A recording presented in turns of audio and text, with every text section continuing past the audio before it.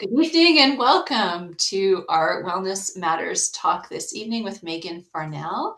What to expect when you're not expecting managing infertility. My name is Nicole Imgrund. I'm the director of Rivers Edge Counseling Center, and I'm just going to give a brief introduction to Megan and then turn it over to her. Megan Farnel is a counseling practicum student whose path to Rivers Edge has been a winding one, including an MA in English Literature, as well as experience in teaching and curriculum development. Throughout all of it, a love story has remained at the heart of her work. Megan believes deeply in the powerful ways that sharing our stories can foster healing and connection, and she is honored to sit alongside clients as they make sense of their own experiences. Her interest in reproductive mental health is shaped in part by her own experiences with infertility and pregnancy loss, which have given her a deep appreciation for the complexity and weight of these journeys. She is especially passionate about supporting individuals as they navigate these challenges with care, compassion, and respect for the uniqueness of their stories. We feel really fortunate to have Megan on the Rivers Edge team this year, and I'm excited for her presentation. I'm going to turn it over to you, Megan. Thanks, Nicole. All right. So thanks for bearing with us while we sorted that out, and welcome. I'm really grateful that you're all here tonight, and I'm really thrilled to welcome you to this talk. And I'm very proud of the title. I feel like one of the things about the infertility community is that we know funny stuff to call things, so I felt like there was a lot of weight on the title, and I'm very happy with it. So a little bit more about me, just in case you're not sick of hearing about me. I did want to give you a little bit of an introduction to myself, kind of both personally and professionally. I would normally stick much more just to the professional side of things, but one of the things about the infertility community kind of as a whole is that we tend to really like to know who's talking to us and what their kind of motives and their stake is, to kind of know where people are coming from. So some things to know about me personally are that I have been there.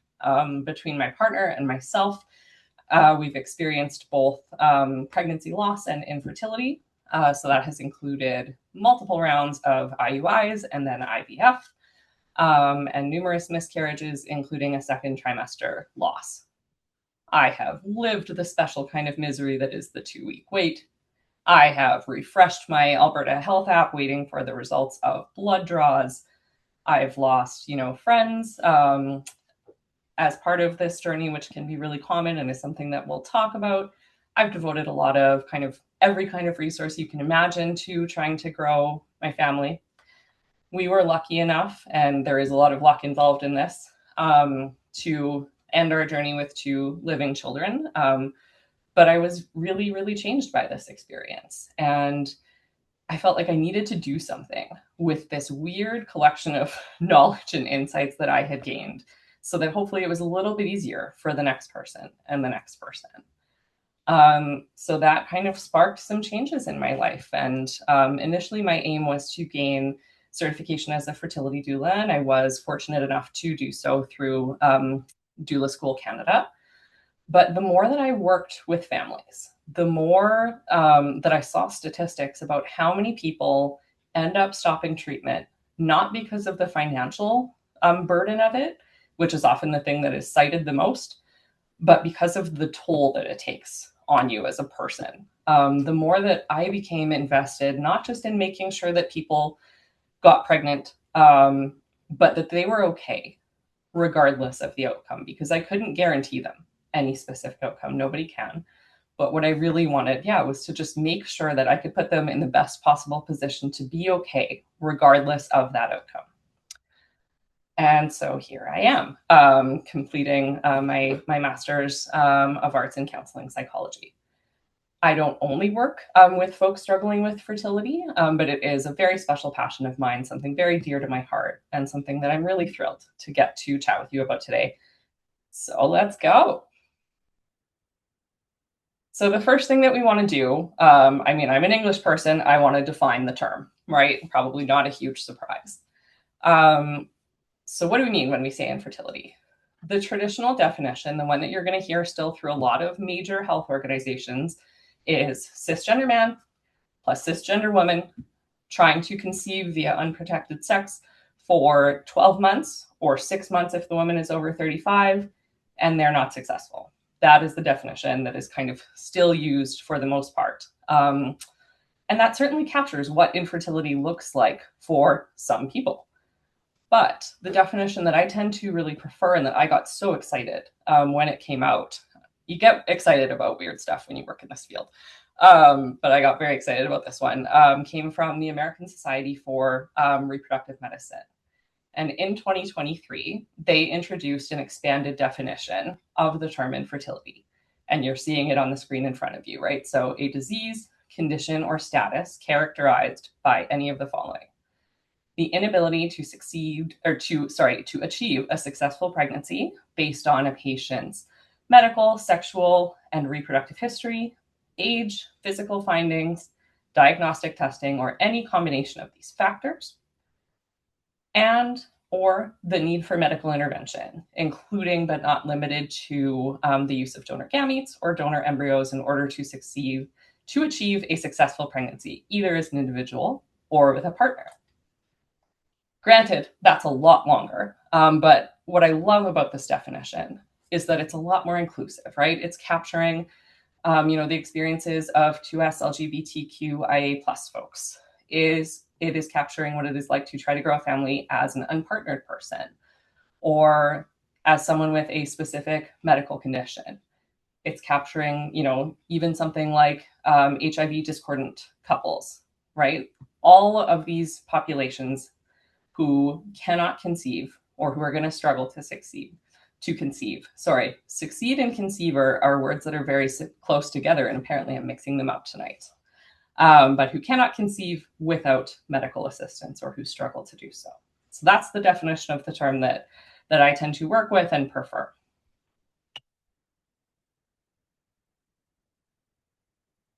Sorry, it's just not wanting to go to the next one. There we go. Another definitional piece that I always like to add, get up on my soapbox a little bit about this one, is that infertility is not just a women's issue, which is still sometimes a common attitude that people have.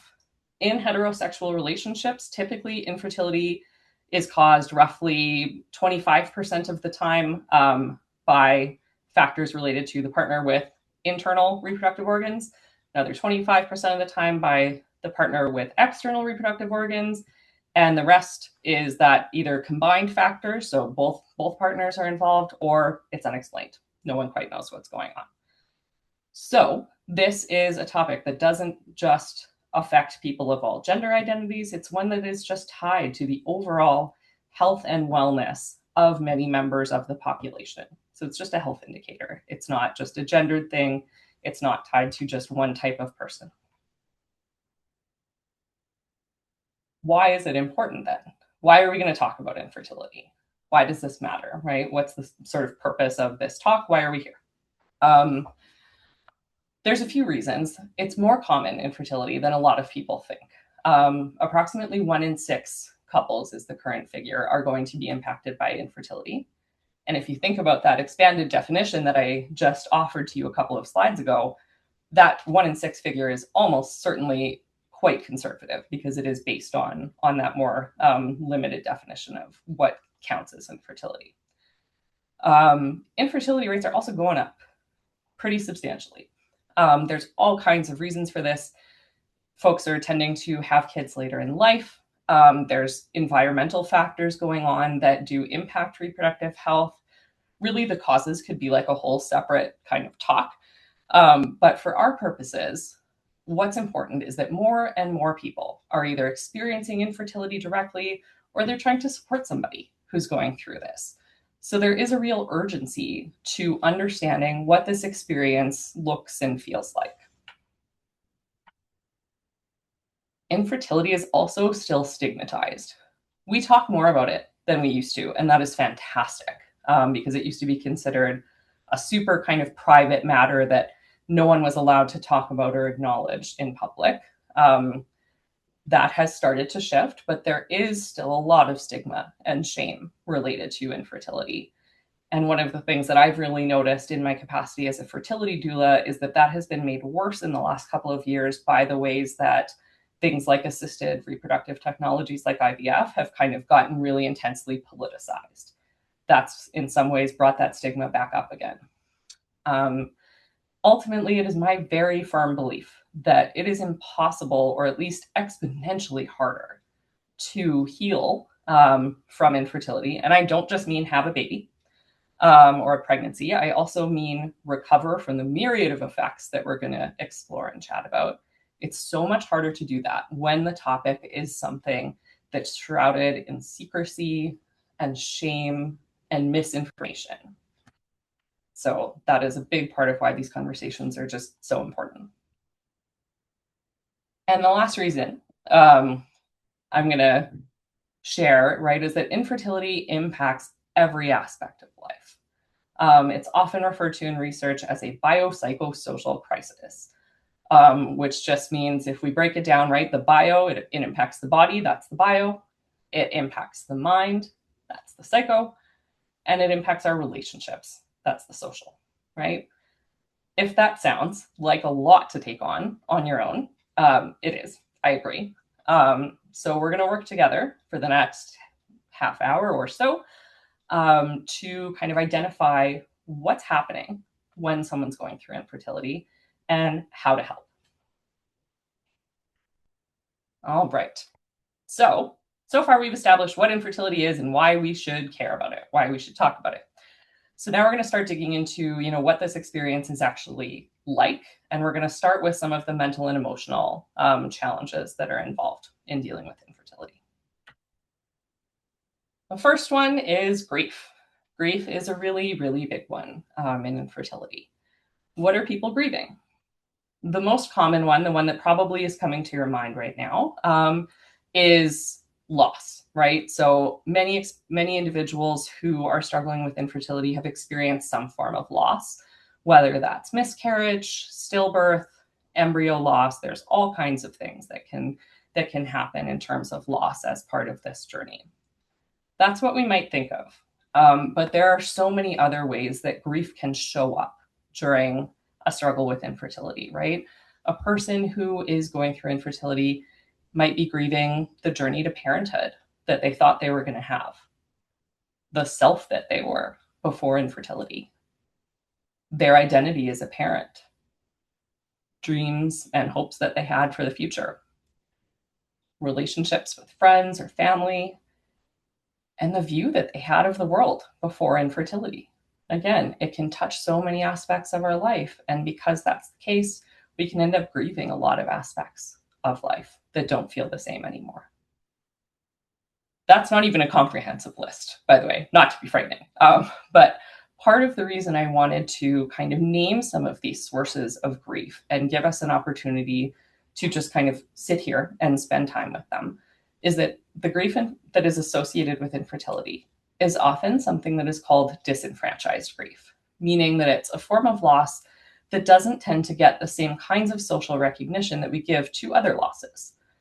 So on top of the fact that people who are dealing with infertility are grieving, they often feel like that grief is completely invisible to the people around them. Sometimes it even feels like it's being actively dismissed, right? So think about comments like, oh, you can try again. At least you can get pregnant. Just think positive. Or my personal favorite, have you tried? Right? Folks experiencing this also lack the social supports that we might associate with other forms of loss, right? So it can be rare, for instance, for people to have the opportunity to take time off work after a miscarriage. It can be really hard to try to persuade a medical practitioner to do any kind of investigation until you've had 3 or more losses. So this disenfranchisement that I'm talking about is not just a kind of personal or interpersonal thing. It's also a structural, something that plays out at the structural level and that impacts people's lives in really kind of material ways, right? So a huge part of managing this grief is therefore to kind of re-enfranchise it, to take it seriously, to give it space and time to be recognized. We'll talk a little bit later about what that can look like, but I will kind of plant that seed now. For now, I wanted to spend some time on other emotional reactions that can come up with infertility, because while grief is a big one, it's definitely not the only one. Infertility can bring up super intense feelings of anger. Um, Anger that, your intended timeline for your life is so far off track. Anger that you are doing all the right things to try to build your family, and it's not working. Anger that it doesn't feel like your doctor is taking you seriously or communicating with you as clearly and compassionately as they might about next steps. With anger, I want to note two things. First, it is so legitimate to be angry about this process. Especially for people who identify as women, there can be this tendency to kind of avoid or repress anger. And while we certainly don't want to be sort of consumed forever with rage, I do want to make a case for the value of letting yourself be angry. And honestly, in this journey, anger can be kind of handy, because anger can also be sometimes what is called an organizing emotion, which just is a fancy way to say it can make you do stuff. So, in the example of the doctor that I gave, right, being angry might be the thing that drives you to advocate for yourself with that doctor and have hard conversations where you kind of make a case for what you want and what you need in this journey, and try to, be more assertive about making sure that that medical practitioner is helping you meet those needs, right? Anger can also be what is called a protective emotion, essentially kind of shielding some of our softer, squishier feelings that are underneath it that we might not be able to face, often because they make us feel too vulnerable in one way or another. So with infertility, these might be feelings like jealousy. So this is a really common one with infertility, right? It's hard to see other people growing their families while we're trying so hard and not getting there, especially if it seems like, that person is not having to work very hard, right? That is hard. And it's a hard feeling to accept, especially if the person that, or the people that you are jealous of, are close friends, their loved ones, or in my case, if they're Beyonce. Yes, that's right. My slightly ridiculous experience with jealousy and infertility is that briefly, Beyonce and I were pregnant at the same time. And even though I like Beyonce, but have never felt like a deep soul connection to her music, I found this very meaningful. So when she went on to have a successful pregnancy resulting in twins, and we experienced a loss, I remember feeling just like irrational rage about this outcome.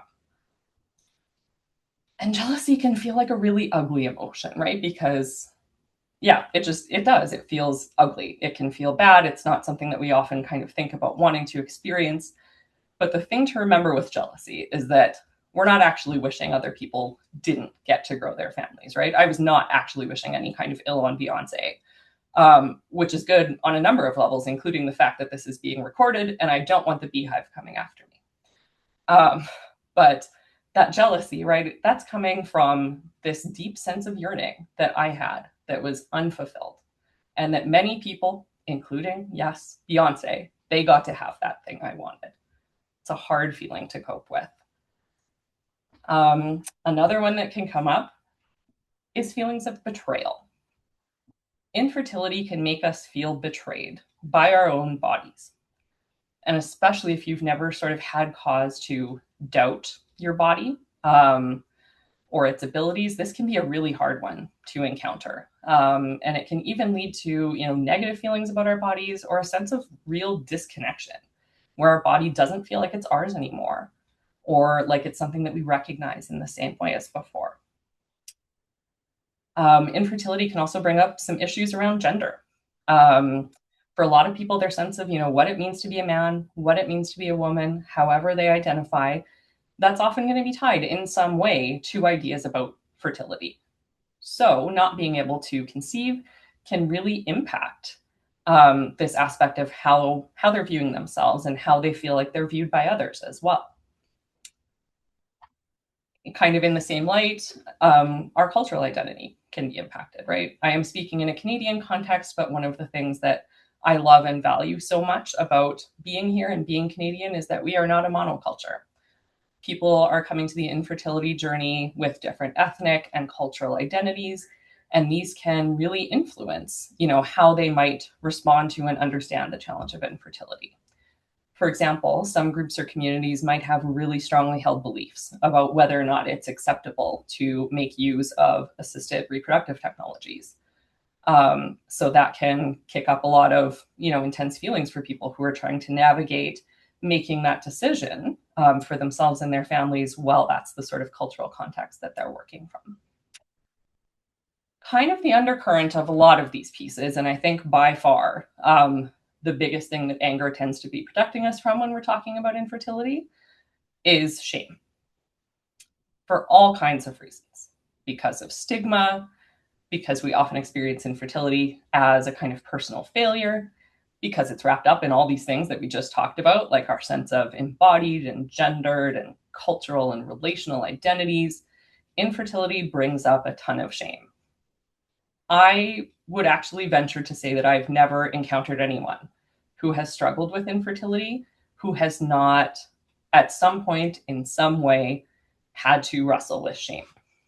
So this is a big one that we want to be kind of thinking and talking about when we're preparing or when we're in the midst of this journey and trying to figure out how to manage.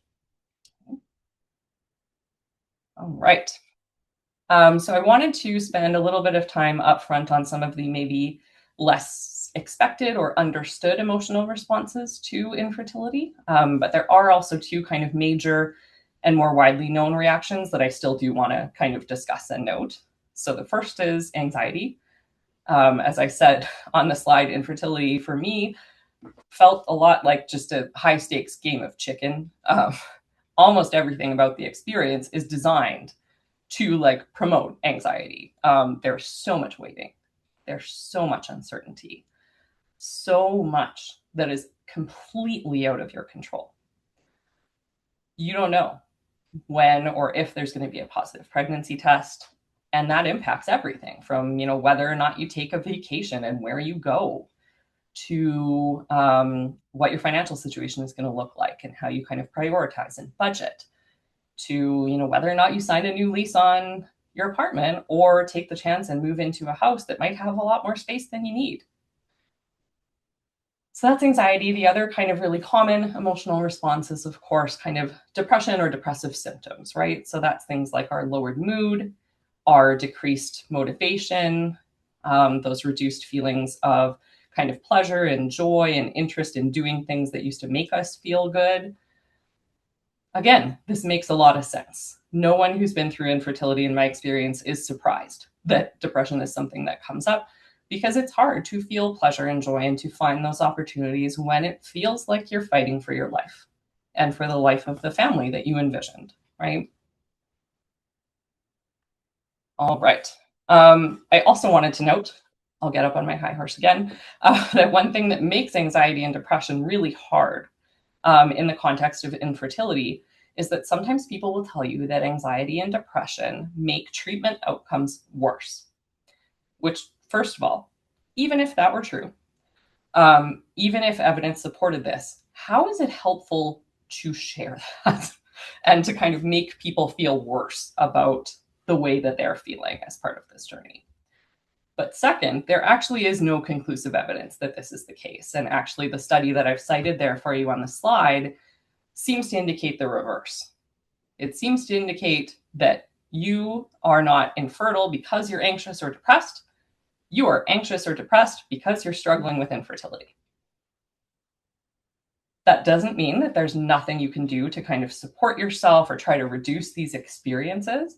But the idea that like just relaxing or cheering up is going to mean that you magically get pregnant or are in a position to grow your family, that tends to intensify these feelings. It doesn't make them better. We feel worse when someone tells us to just cheer up, right?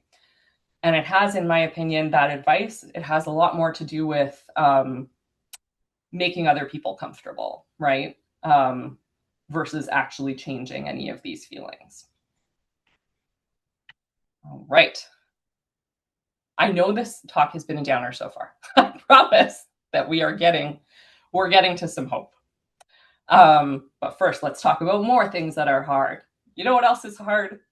Being a body going through infertility. That's hard. So the emotional aspects of infertility are important, but they're also not the only thing to consider, right? Infertility takes a tremendous toll on the body.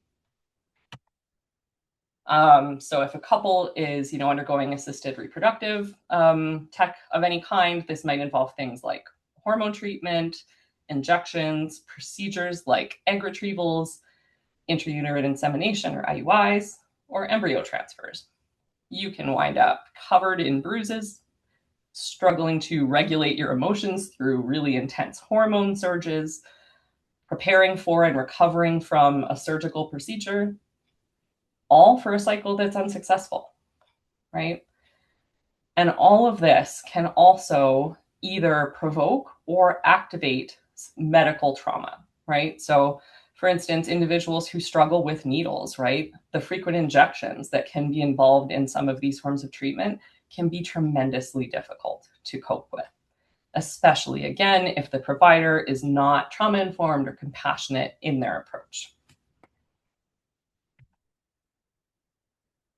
And another physical aspect of infertility is that a lot of folks will end up making changes to their kind of physical habits and routines, right? They might exercise more. They might try to eliminate or increase intake of particular foods. They might start taking a lot of vitamins or supplements or using acupuncture or other holistic treatments. None of these are an inherently bad thing, of course. And there is evidence supporting the value of certain nutritional, movement-based, and holistic changes. But the thing that sometimes happens is that because there are so many other aspects of this journey that are out of our control, the emphasis in this area can become super, super intense. So all of a sudden, someone's diet has completely changed. And they're maybe even leaning in the direction of, being too restrictive. They're maybe leaning in the direction of over-exercising. Kind of everything about their body, what they're putting into it, what they're doing with it, everything has changed. And especially if all these changes are happening at once, that can place actually a tremendous amount of stress on the body, right? Not to mention the kind of emotional stress that you start to feel if it seems like the future of whether or not you have a family or not depends on whether you eat this cookie. It's a big feeling. It's a lot to put on a cookie, and it's a lot to put on yourself. The last kind of set of challenges that I wanted to talk about before we get to the what do we do about all of this is the relational aspect, because we've been talking so far primarily about, how infertility is going to affect an individual. But fertility is also something that even if we're talking about someone who's going through it not as part of a couple, it's still going to impact that person's relationships with others. So for people who are undergoing infertility as part of a couple, we know that infertility places a tremendous strain on relationships, especially when couples don't end up with a successful outcome. Rates of divorce and separation really skyrocket in those situations. So I want to kind of unpack why that is. Obviously, there's the huge factor of stress, right? And the way that any form of stress can kind of expose or worsen or weaken, any existing sort of cracks or issues in a relationship. There can also be a very negative impact on intimacy, which is one aspect of, how we nurture our relationships with our partners. So for instance, if sex is becoming not an act of love, or attraction, but something that's kind of primarily dictated by a carefully managed and pretty unforgiving schedule, it gets a lot less fun. One thing that I've even seen and commented on in the past is that for some, infertility starts to make the very concept of enthusiastic consent a little bit murkier. Um, and even for those not trying to conceive via intercourse, things like hormone treatments and other kinds of procedures can very much impact, one's level of kind of desire for and interest in intimacy.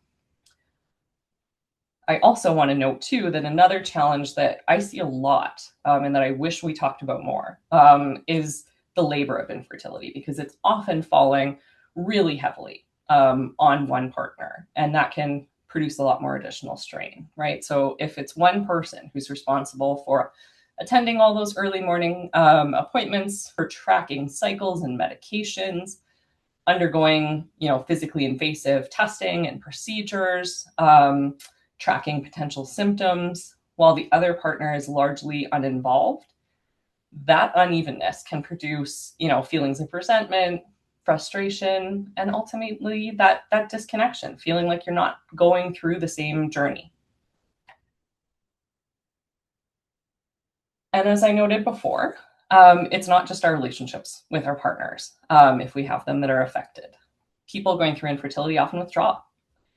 They do that because of shame, because they're depressed, because they have less time to spend with others during treatment, because people keep saying, well-meaning but kind of insensitive things that make it hard to be around them. There's all kinds of reasons, but it does tend to happen. And sometimes others are going to be the ones pulling away from you, right? We as a culture are not always great about sitting with the feelings of others, especially grief. Grief makes people really uncomfortable. I feel like the number one thing that people kind of hear as part of an infertility journey is some variation on the phrase, "I can't even imagine."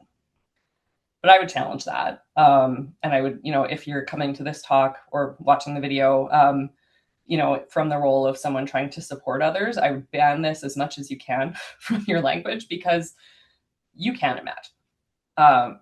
We don't want to imagine, because nothing scares us more than thinking about, the death of a wanted child. But we do want to kind of try to make those connections, try to make this imaginable for us if we're in that supportive role. So overall, infertility can be just a very lonely experience. So part of what we're going to be looking at now when we're thinking about coping is thinking about how do we nurture the connections that do bring us, that comfort, that security, that support. Okay. One more thing before we get there. I want to talk about men. I really, really want to talk about men. Because at the same time that, I've worked to make this entire presentation pretty inclusive and general in a way that could apply to people of any gender identity, it is also important to recognize that there are aspects of infertility that are unique for men and which are underrepresented in both kind of research that's done about infertility and in sort of popular discussions about its effects. So just like people who identify as women can experience infertility as kind of an assault on what it means to them to be a woman, men go through the same thing. Masculinity has long been associated with things like virility and the responsibility of carrying on the family name, all of these kinds of things, right? So especially research has found that when there are male factors involved in the causes of infertility, this often leaves men feeling like they are really failing to live up to the kind of gendered expectations in their kind of society, right? These feelings also tend to intensify when they're looking at potentially not sharing a genetic relationship with a future child, in discussions about using donor gametes, surrogacy, adoption, that kind of thing. Those feelings get really intense. Emotionally, masculinity has also kind of come with these expectations of being a protector, a source of strength, and comfort when others are struggling. And because this is still an expectation that a lot of men have of themselves, there can be a tendency for men to kind of neglect or repress their own pain as part of this infertility journey. And this is made worse by the fact that people often don't ask men how they're doing. This happens not only at the level of like friends or family who might reach out to a woman, but not neglect to kind of check in with her male partner about how he's doing. It also takes place again at that structural level. Men report that they're frequently left out of conversations being had with care providers about treatment, for instance. So there's overall, in moving forward, what we really want to do is kind of be thoughtful and conscious in expanding our view of who infertility affects and what those effects might look like. All right, let's talk about coping, because that was a lot of really dire sounding stuff, and I get that. And I did consider a kind of different organization to the presentation to sort of sprinkle the hope in throughout. But I ended up deciding against that, in part because it felt really important to kind of validate and name and sit with those negative aspects of the experience, to acknowledge that they're real and model the fact that we can sit with them and make space for them without drowning in them. Okay. But yes, there is hope to be found here. And we're going to spend the entire rest of this talk kind of discussing things that people going through infertility can do when they run up against some of these challenges. So let's talk about grief first. I kind of hinted about this already, but a huge part of what it looks like to process grief related to infertility is that re-enfranchising piece, right? So we want to give it that recognition and that validation. So that can look like just acknowledging the loss and doing it without comparing is such a big thing, right? So going from, well, it was only the first trimester to just, this hurts. I'm devastated. This can also look like creating some personalized rituals around grief. So if you've had losses, you might have already done some of these things before, right? But marking significant dates, you know, a potential due date, the date of when you learned about the loss. Folks often like to plant a tree or have some kind of like growing thing symbolizing their loss. And there are also some meaningful dates within the community that you can kind of mark and take part in. So National Infertility Awareness Week, as well as the International Wave of Light are just a couple of examples of those. And then we also want to kind of express and externalize grief in some way.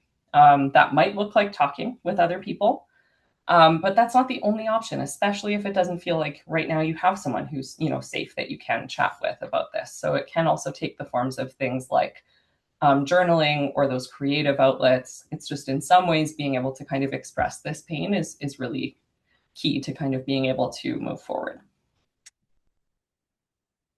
We also got to think about how to deal with that really pesky shame that keeps wanting to show up. Empathy and self-compassion are the biggest kind of antidotes to shame. Empathy is something that people tend to be familiar with, so I'm going to skip right to the self-compassion piece. Self-compassion essentially involves kind of regarding yourself as someone worth the same connection and compassion that you would try to give somebody else, right? So if shame is saying something like, I don't deserve to become a mother because my BMI is too high, which by the way is a super, super common thing that people hear from doctors and is actually not rooted in a lot of evidence. So that's part of why I chose this one. But so shame is saying that, that's the shame message, right? There are three kind of elements to self-compassion that we can kind of embody to try to work through that. The first one is sort of self-kindness, right? Being kinder to ourselves versus that harsh judgment. So instead of that shame message, something like, I've been working really hard to improve my relationship with food and with movement. I also still deserve to have both nourishment and joy on this journey. So we're coming back to the cookie in some ways, right? That common humanity piece is another one, because often shame makes us feel alone. So thinking about a lot of people struggle with infertility. I'm not alone. BMI is also influenced by a whole range of factors, and many people struggle to make lasting, sustained changes in these areas. And then the last element is just that kind of mindfulness, being able to acknowledge what's happening without making our feelings either too big or too small, right? So we don't want to repress, and we also don't want to kind of make ourselves feel totally hopeless. So this can just look like, it is so painful to not have been able to grow my family. It hurts. I don't know what the future holds. And part of what I really like about this versus like affirmations, which is another kind of common approach in the community, and all the power to people who do respond to affirmations, but what I like about self-compassion is that we're not necessarily trying to put a positive spin on things. We're just kind of trying to provide a more accurate description of what's actually going on, right? All right. So what's the overall effect of self-compassion? Why give it so much time in this discussion about shame? Research tells us that shame helps to mediate the relation between this need for parenthood and subjective well-being. So in other words, when people have compassion towards themselves when they're going through this, they're able to situate their fertility as part of their well-being rather than the only measure of their health and their worth and their value. Okay.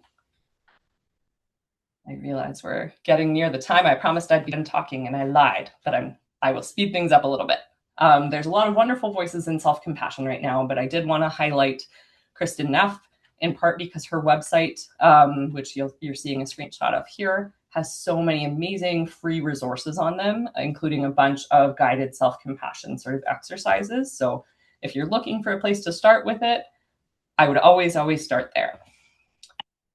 Another super practical form of self-compassion can just be taking some of those smaller and more manageable steps with lifestyle changes, right?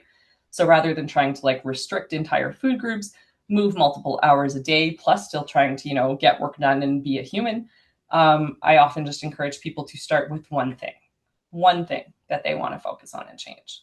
And making those smaller adjustments can feel sort of counterintuitive because we want to get results as fast as we can. But at the same time, I really try to encourage people to kind of think about how to make this process sustainable. You don't know how long you're going to be on this ride. So we really want you to emerge at the end of the journey, whether with a child or not, in an okay position, right? As healthy and sane and okay as you can be. All right. Relationally, we also want to think about, connections with others. We can come at this a few ways. One of them is boundaries, right? I don't prescribe a sort of wholesale do or do not talk to people about your infertility because that is such a personal thing and everybody's needs are going to be different. So instead of saying do or do not talk about it, I really encourage people to think about who's safe to talk about this with, right? Folks who are going to get uncomfortable, folks who are going to provoke that shame or frustration by giving, uninformed advice or judgment. We don't need to be talking to them about this. These are the folks you want to have some pretty strict boundaries with. Just because infertility can kind of make, in some ways, reproduction like a more public thing than we sometimes think about it, that doesn't mean that you have no right to privacy. You absolutely have a right to set these boundaries. Boundaries might also look like taking some space, from friends who are pregnant, from friends who have children. This is a hard one for some. And again, your boundaries need to be personal to you. But if it feels really bad or activating to go to a baby shower or answer the door on a child-centric holiday like Halloween, it is okay to take that time and space for yourself. And it's also fine if things like that feel fine sometimes and terrible other times, right? And the other thing that I always like to kind of add in there is that if you yourself are pregnant and you're aware that a family member or a friend is going through infertility, don't surprise them with pregnancy announcements. If it is at all possible, reach out ahead of time, ideally by text, and let them know that you'll be sharing this and when you'll be sharing this. And that just gives them a little bit of time to process privately, to maybe grieve and have some of those negative emotions so that then they can show up for you the way that they want to show up for you. Okay. All right. Other ways of finding connections, especially if you're feeling like your circle is kind of small or non-existent. I know mine certainly was, it was small. It was not non-existent. But there are options for reaching out and for forging connections with those who've had similar experiences. So there's a small but mighty community of folks online dealing with infertility. And my experience is that they are a welcoming bunch who are really eager to share knowledge and tips, to cheerlead for each other, and just kind of be there and sit with you. There are also support groups available in the area, both in person and online. And without being too on the nose, counseling is also, of course, an option, right? There's not sort of one recommended modality or approach that I recommend when we're talking about infertility. So I won't say, go to someone who does A, B, or C, But I will say that there are folks in the area, including myself, but certainly not limited to myself, who do provide kind of specialized support for infertility, and you have a lot of that knowledge and experience. And at least one clinic in the Edmonton area does also have an in-house psychologist that they can direct you to as well. And there's also some really great reading and resources on the topic. I've showed you a few of them here at the bottom of the slide. I told you infertility people are so good at coming up with titles. How to Make Love to a Plastic Cup. Come on. So good. All right. How do we nurture our relationship with our partner? We want to continue to spend meaningful time connecting with each other on topics that are not related to infertility. This one is so much harder said than done, and I can say that from experience. But truly, the more it feels like your relationship is kind of consumed by fertility, the more it feels like the harder it gets to kind of weather unsuccessful attempts, right? Go on dates, support each other in pursuing shared hobbies. And maybe the biggest one, particularly those for those attempting to conceive via intercourse, make space and time for non-baby making intimacy. And that doesn't just have to mean sex. There are a lot of ways to feel kind of physically close to our partners, and especially if sex is not feeling like something that's truly kind of connecting you at certain points, that's fine. But do still try to find ways to kind of share space and time with one another that do promote that sense of connection. So we don't want to talk about it all the time, but we still need to talk about it, right? At the same time, so we want to check in with each other. We want to validate each other's feelings, even if we're having different feelings. And one of the things that I really wanted to highlight here is that it becomes especially important if you're starting to differ in terms of what you think next step should be. It can be really terrifying and frustrating and a million other things to realize that maybe you're reaching a point where you want different things, right? One of the most common ones, given the sort of cost and time commitment of it, is IVF. Partners often will differ on whether they feel like that's an option or not. Yet, at the same time as these positions are sometimes not reconcilable, I do find that the big defensive reactions that they often kind of provoke right away are sometimes about whether what we're reading into what the other person is saying, right? So in the example that I gave about IVF, right, the person who doesn't want to pursue IVF might be really hurt by their partner being in favor of it, because that might feel to them like their partner's choosing, a chance at a baby over financial security or other shared goals that they used to have. So it feels like hearing, you're not important. Our life together is not worth having if it doesn't have a child in it. My role as your partner means less to me than my role as a potential parent, right? That would be hard for anybody to hear. So if we can approach these conversations as much as possible with curiosity, with less judgment, that can go a long way to kind of supporting shared understanding. Okay. I'm going to try to wrap things up here. So for another connection that I really always try to make a brief mention of is advocacy, right? So one thing that makes infertility even harder in Alberta than in several other provinces is that almost all of the costs are out of pocket. So insurance rarely covers ART. There's no provincial health coverage for IVF, which is typically going to cost around $15,000 to $20,000 if you're paying totally out of pocket. So especially if you have a lot of that anger floating around and you don't know what to do with it, one way you can let it organize you is by helping support others kind of going forward. So I always suggest throwing some attention and or resources to organizations like Fertility Alberta, which is a group that is trying to increase public funding for fertility support in our province. Okay, that was a lot. If it feels like you're coming away from this with the sense that infertility, impacts everything, touches everything, you're kind of right. But I want to stress that at the same time as we're, aware of, and I talked about some of these general trends or commonalities across the experiences, it's also the case that everyone's journey is specific to them. Your experience of infertility is just that. It's yours. And so too should your path to coping and healing be your own and not someone else's. So what I've provided today is very much not a guidebook or a manual for surviving infertility, although in some ways, man, I wish that existed. What I hope I've been able to do instead is give you kind of a series of invitations, opportunities to better understand this journey and better understand yourself. do whatever you like with these invitations.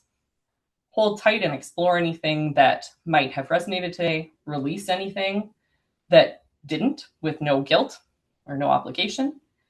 And one more invitation that I want to leave you with. Infertility is a series of contradictions. It is despair and its hope, it's loss and its growth, it's pain and its resilience.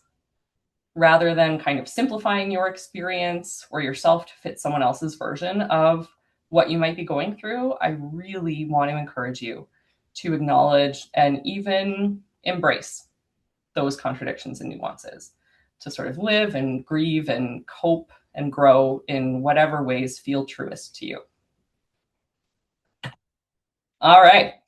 So thank you again for being here tonight. Whether you came because you're related to me or because you're in the thick of infertility or taking first steps to kind of understand your reproductive health, or supporting someone going through this experience. We have a saying in the infertility community that it's the worst community in the world to be part of, or the worst team in the world to be part of, but we have the best team members in the world. And that is very much true. So thank you for being part of the team tonight. I really welcome any of your questions if you have them now. And I've also included my contact information on this slide as well. So if you want to reach out, if you would like, the references that were used for this presentation, if you want less academic resources, you could check out like some of those books. If you want to reach out, please feel free to do so. Yeah. Thank you so much, Megan. What a helpful presentation. I really appreciate you sharing all of your knowledge and also just out of your own lived experience too, added to the richness of that and just the compassion and understanding that you bring to a topic that's dear to many people and a very difficult road to walk on. Yeah. And thanks for all the resources too. We're going to put the presentation on the website along with the video. You're welcome to share the video with others then, and also to circle back to pick up some of those resources that might be helpful as well. We have time for a few questions if there are any, so feel free to put them in the chat or the Q&A. For those of you that need to leave, I want to say goodbye and thank you very much for joining us. And you are always welcome to join us for a Wellness Matters talk. Take care.